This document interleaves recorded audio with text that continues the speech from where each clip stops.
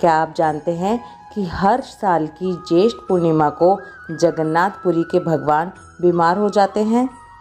ये कैसे होता है, क्यों होता है, इसके पीछे की कथा क्या है? जब भगवान बीमार होते हैं तो वहाँ कैसे भगवान का ध्यान रखा जाता है, सब कुछ बताऊंगी आपको आज की इस वीडियो में। हिंदू धर्म में पूर्णिमा तिथि का विशेष महत्व होता है और ज्येष्ठ पूर्णिमा तो बहुत ही विशेष होती है। ज्येष्ठ पूर्णिमा के दिन ओडिशा में स्थित जगन्नाथपुरी में भगवान जगन्नाथ की स्नान यात्रा का महोत्सव मनाया जाता है, जिसमें भगवान जगन्नाथ, बलराम और सुभद्रा जी के काष्ठ विग्रहों को स्नान के लिए मंदिर से बाहर लाया जाता है। इस यात्रा को पहांडी कहा जाता है। श्री विग्रहों को मंदिर से बाहर लाने के बाद उन्हें सूती परिधान धारण करवाकर उन्हें फूलों के आसन पर विराजमान किया जाता है। पुष्प आसन पर विराजमान करने के बाद भगवान जगन्नाथ को 108 स्वर्ण पात्रों द्वारा कुएं के चंदन मिश्रित शीतल जल से स्नान कराया जाता है। शास्त्र अनुसार कथा है कि भगवान जगन्नाथ ने स्वयं महाराज को मंदिर के सम्मुख एक वट वृक्ष के नीचे एक कुआं खुदवाकर उसके शीतल जल से अपना स्नान कराने का आदेश दिया था। इस स्नान के बाद 15 दिनों तक किसी को भी उनके दर्शन करने की आज्ञा नहीं होती है। इस जेठ की भीषण गर्मी में शीतल जल से स्नान करने के कारण भगवान जगन्नाथ को बुखार आ जाता है और वो अस्वस्थ हो जाते हैं। शास्त्रों के अनुसार भगवान जगन्नाथ के अस्वस्थ होने की उनकी इस लीला को ज्वर लीला कहा जाता है। इस अवधि में केवल उनके जो निजी सेवक होते हैं, जिन्हें दैत्यगण कहा जाता है, वो ही उनके एकांतवास में प्रवेश कर सकते हैं। 15 दिनों की इस अवधि को अनवसर कहा जाता है। अनवसर के इस काल में भगवान जगन्नाथ को उनके स्वस्थ होने के लिए जड़ी बूटी, खिचड़ी, दलिया और फलों के रस का भोग लगाया जाता है।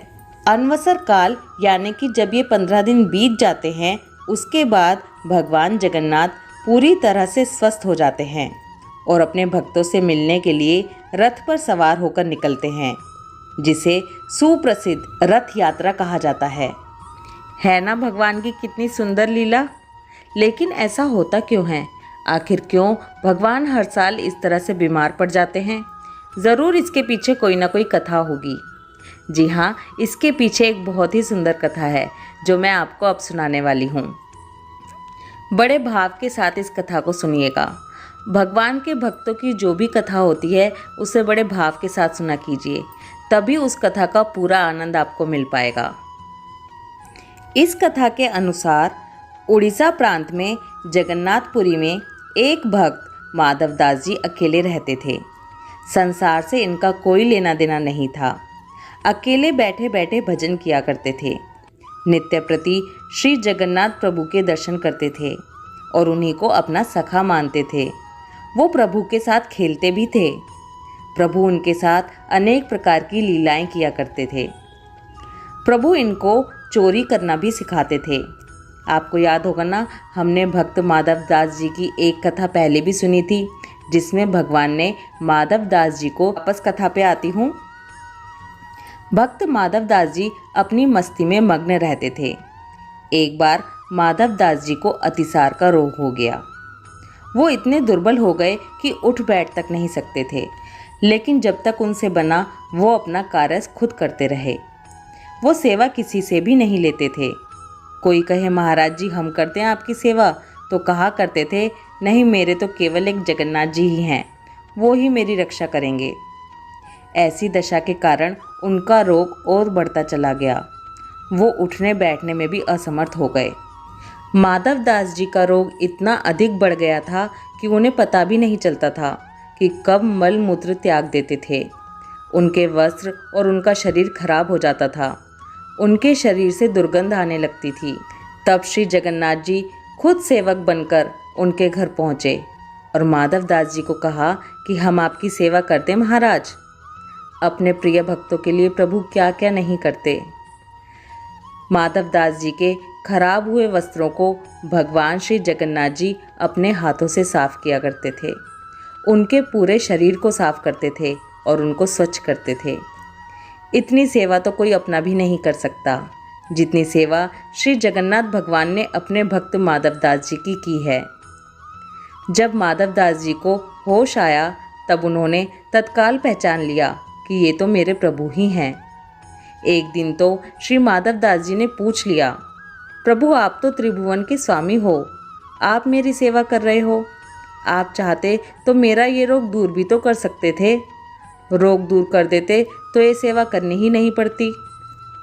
इस पर ठाकुर जी ने कहा, देखो माधव, मुझसे भक्तों का कष्ट सहा नहीं जाता, इसी कारण तुम्हारी सेवा मैंने स्वयं की। लेकिन जो प्रारब्ध होता है, जो भाग्य में होता है, उसे तो भोगना ही पड़ता है। अगर आप उसको काटोगे नहीं तो इस जन्म में नहीं, पर उसको भोगने के लिए फिर आपको अगला जन्म लेना ही पड़ेगा।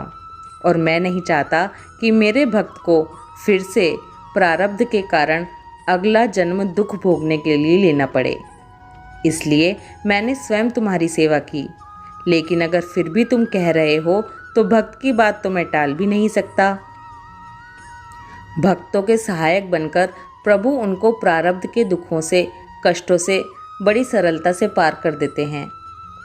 अब तुम्हारे प्रारब्ध में ये 15 दिन का रोग और बचा है, इसलिए अब 15 दिन का रोग तू मुझे दे दे। 15 दिन का वो रोग जगन्नाथ प्रभु ने माधवदास जी से ले लिया। इसीलिए आज भी जगन्नाथ भगवान रोगी होते हैं। ये कोई कहानी नहीं है, ये पूर्ण रूप से प्रमाणिक सत्य है। ज्येष्ठ पूर्णिमा के दिन से अगले 15 दिनों तक जगन्नाथ भगवान बीमार रहते हैं। 15 दिन के लिए मंदिर के पट बंद कर दिए जाते हैं और उनकी रसोई भी बंद कर दी जाती है। 15 दिनों तक जगन्नाथ भगवान को अलग अलग प्रकार के काढ़ों का भोग लगाया जाता है, जिससे वो जल्दी से जल्दी ठीक हो जाएं। इन दिनों में भगवान को 56 भोग नहीं खिलाया जाता, उसकी जगह इन 15 दिनों में भगवान को काढ़ों का भोग लगाया जाता है। इस दौरान भगवान को आयुर्वेदिक जड़ी बूटियों का भी भोग लगाया जाता है। जगन्नाथ धाम मंदिर में तो भगवान की बीमारी की जांच करने के लिए वैद्य भी आते हैं। काढ़े के अलावा फलों का रस भी भगवान को दिया जाता है और दूसरी तरफ भगवान को शीतल लेप भी लगाया जाता है। बीमारी के दौरान उन्हें फलों का रस, छेना का भोग लगाया जाता है और रात में सोने से पहले मीठा दूध अर्पित किया जाता है। इस दौरान मंदिर के पट पूरी तरह से बंद कर दिए जाते हैं। भगवान की आरती भी नहीं की जाती, बस वहीं मंदिर के किनारे पर पंडित जी एक अगरबत्ती जलाकर रख देते हैं। बल्कि इस दौरान भगवान जगन्नाथ को सिंहासन पर भी विराजमान नहीं किया जाता, उन्हें खाट पर ही लिटाया जाता है। उन्हें राजसी वेश से मुक्त कर दिया जाता है और उन्हें हल्के वस्त्र पहनाए जाते हैं। भगवान की खूब सेवा की जाती है। उनको जादुई काढ़ा पिलाया जाता है। इसे जादुई काढ़ा इसलिए कहते हैं क्योंकि इसमें तरह तरह की जड़ी बूटियाँ मिली होती हैं। अमावस्या के दिन भगवान मीठा दूध पीने के बाद स्वस्थ हो जाते हैं और उसके बाद हर वर्ष आषाढ़ मास की द्वितीया तिथि को अपने भक्तों को दर्शन देने के लिए रथ पर विराजते हैं और भव्य रथ यात्रा निकाली जाती है जो 10 दिनों तक चलती है। कैसा लगा आपको भगवान की इस सच्ची लीला को जानकर? ये कोई कहानी नहीं, सत्य घटना है। आज भी भगवान बीमार होते हैं, इसलिए ज्येष्ठ पूर्णिमा आए तो आप भी जगन्नाथ भगवान के स्वस्थ होने की रोज़ कामना कीजिए कि हमारे प्रभु जल्दी से स्वस्थ हो जाएं और सिंहासन पर विराजें। अगर